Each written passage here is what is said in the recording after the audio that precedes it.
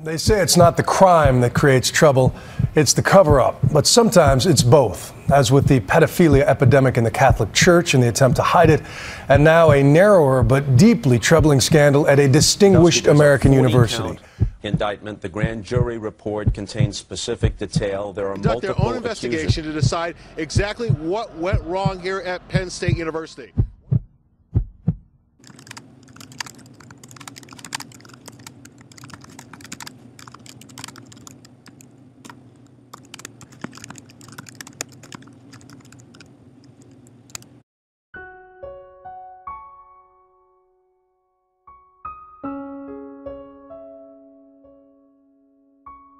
I love you all. Yeah, great.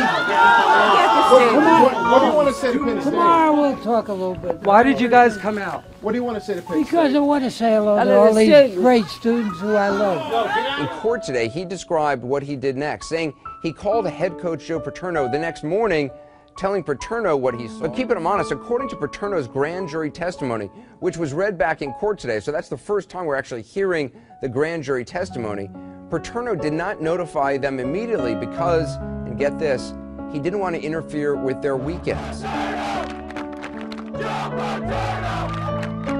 rallied at the steps of Joe Paterno's home. May God bless every single word. They showered their support from the administration steps. He is being held accountable and he has not been charged. Let our judicial process follow through. Everybody is innocent until proven guilty. They even rallied in front of a likeness of Joe Pa himself.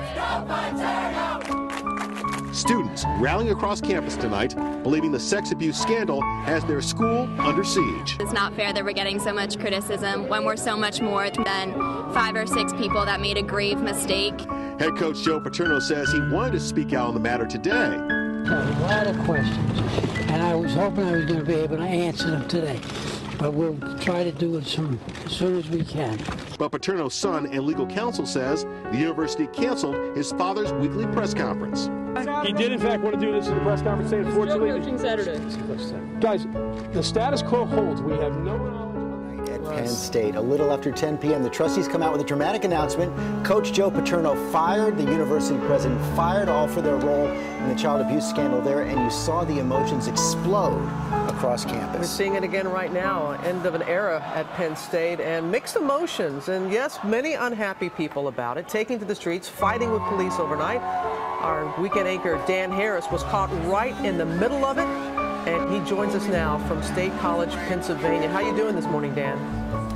I'm doing all right, Robin. Good morning to you. It was really a wild night. It all started after students here learned that Joe Paterno had been fired and that it had happened over the phone, not even a face-to-face meeting. According to the investigation, which took 8 months to complete, Paterno and others in power at Penn State showed, quote, shocking disregard for child victims.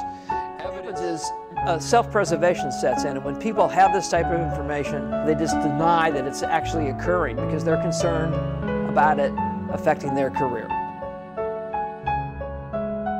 It's 267 pages, but from what you have been able to see so far, what has your reaction been? You know, not stunned. A lot of the things that are in the report, Lindsay, are things that we heard. Certainly nobody is spared in this report. It is a scathing, lengthy report in which the finger is essentially pointed at everyone, from the Board of Trustees. Earlier, Paterno issued a statement saying, "I'm absolutely devastated by the developments in this case. I grieve for the children and their families, and I pray for their comfort and relief." He says, "This is a tragedy. It is one of the great sorrows of my life. With the benefit of hindsight, I wish I had done more."